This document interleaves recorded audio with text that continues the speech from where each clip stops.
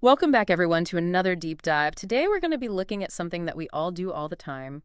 We speak, we understand language, we use it so effortlessly and automatically. But have you ever really thought about, what's actually happening when we make and hear those sounds? Yeah, it really is quite a remarkable process when you stop to think about it. It is. And that's what we're going to kind of try to explore today, right? Yeah. Today we're going to be looking at what's called acoustic phonetics. You can think of this as basically the physics of speech sounds. So, we make sounds with our mouths, our tongues, vocal cords, all these things, and then somehow those sounds get to another person's ear and they understand what we're saying. And acoustic phonetics is basically the study of that process. Right. So, we use all these articulators, right? We use our mouth and our tongues and our teeth and our vocal cords to produce these sounds. But what happens after those sounds leave our body? They enter this invisible world, right? This world of sound waves. And that's what acoustic phonetics is studying. So, our mission today, dear listener, is to sort of give you a little bit of a foundational understanding of what linguistics entails, starting with the physical properties of speech. We want to demystify this field and really spark your curiosity about what is happening in this really, really intricate act of communication. And just to kind of give you an analogy to help think about this, when we speak, you can think of your vocal tract as like an instrument. It's producing a sound, and then it's shaping that sound. And acoustic phonetics helps us understand the nature of that sound and how the shaping happens. Okay, so let's break it down then. Let's get down to the nitty-gritty here. What are the fundamental building blocks of these sound waves that we're talking about? What are we actually dealing with? Right. So at its core, a sound wave has three main properties: Hmm. frequency, amplitude, and duration. Frequency refers to how fast the source of the sound is vibrating. And we measure this in hertz, which you've probably heard of before. Right. I think about that in terms of a guitar string. You pluck it, and if it vibrates really quickly, it's a higher frequency. Exactly. And that's exactly what we perceive as pitch. So a high-frequency sound has a high pitch. A low-frequency sound has a low pitch. So frequency equals pitch. Okay, got it. What's next? All right. Next, we have amplitude.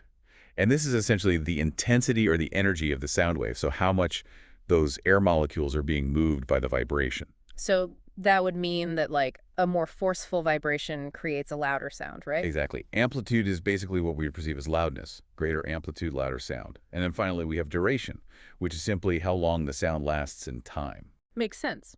So those are the basic ingredients. But speech isn't just one long, continuous tone, right? We have all sorts of different sounds, different vowels, different consonants. How do these properties then come together to create this variety of sounds that we actually hear? Right. And this is where the distinction between periodic and aperiodic sounds becomes important. So a periodic sound is basically a sound wave that has a regular repeating pattern. A good example of this would be like a clear musical note. Okay. Or in speech, most vowel sounds are periodic.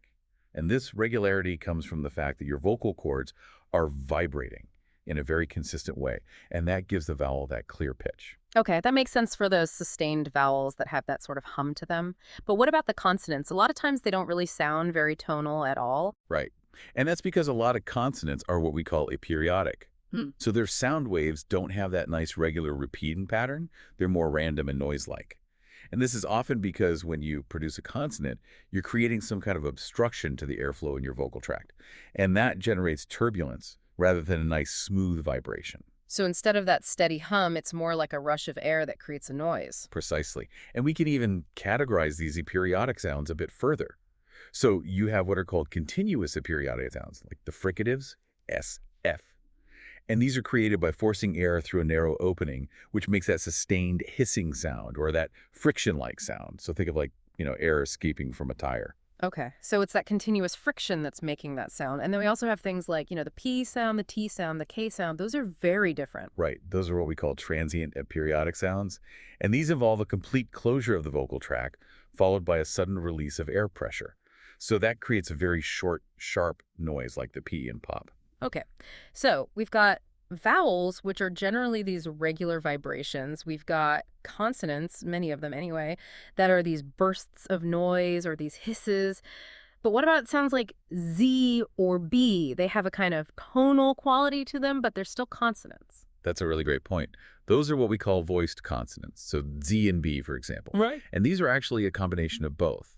So you still have that periodic vibration of your vocal cords, which gives them that sort of buzzy quality and a pitch, but you also have the periodic noise created by the constriction in your vocal tract. So they're kind of like a blend of the two types of sounds. Yeah, exactly. Okay, so let's go back to this vocal fold vibration for a second, because that's what determines our fundamental frequency, right? Exactly. So when we produce a voice sound, our vocal folds vibrate at a particular rate, and we call that rate the fundamental frequency, or F0 for short.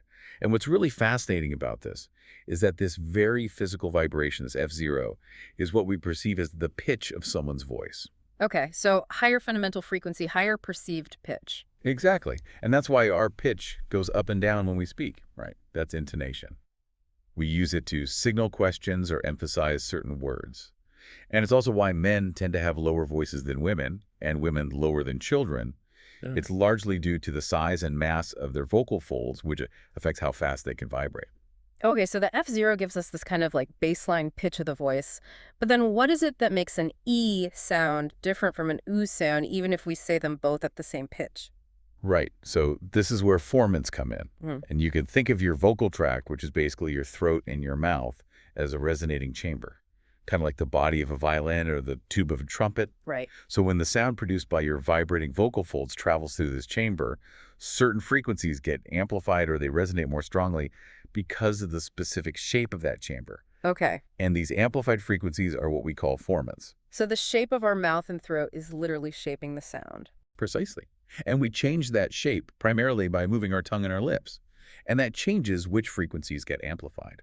And this is really key for distinguishing between different vowel sounds.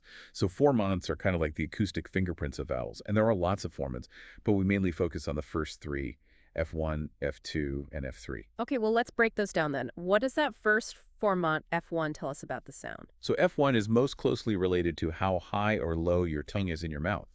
So for example, when you say a high vowel, like E as in C, your tongue is high up in your mouth, and that results in a low F1 frequency. Whereas for a low vowel, like as in father, your tongue is low in your mouth and you get a high F1 frequency. So high tongue equals low F1 and low tongue equals high F1. Okay, interesting. What about F2?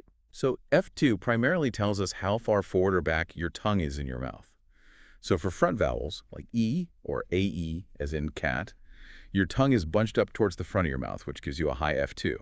For back vowels like oo as in to or aw as in caught, your tongue is further back, and that results in a low F2. Okay, so F2 is mapping that front to back dimension of the tongue.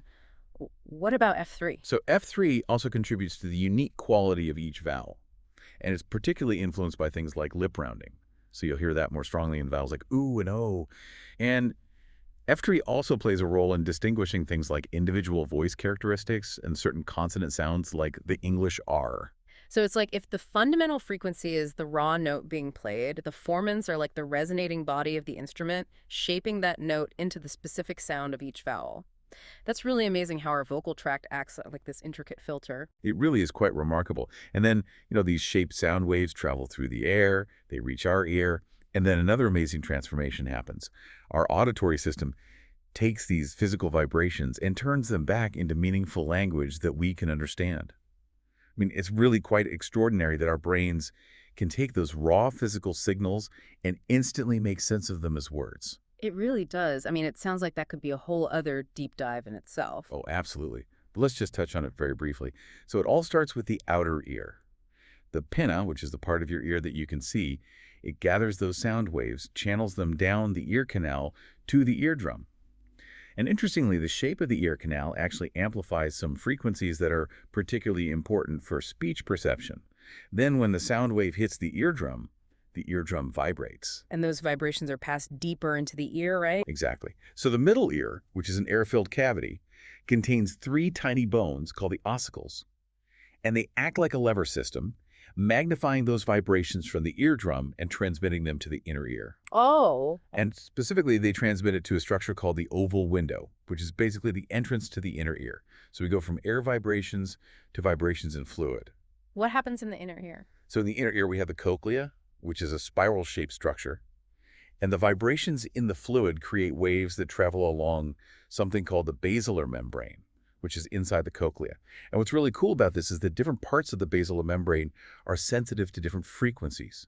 So high frequencies stimulate one end and low frequencies stimulate the other. Wow. Yeah. And then along this membrane, there are these tiny hair cells. And when these hair cells bend in response to the vibrations, they convert that mechanical energy into electrical nerve signals. And that's the signal that gets sent to the brain. Precisely. So the auditory nerve carries these signals to the brain, which then has to do a ton of processing.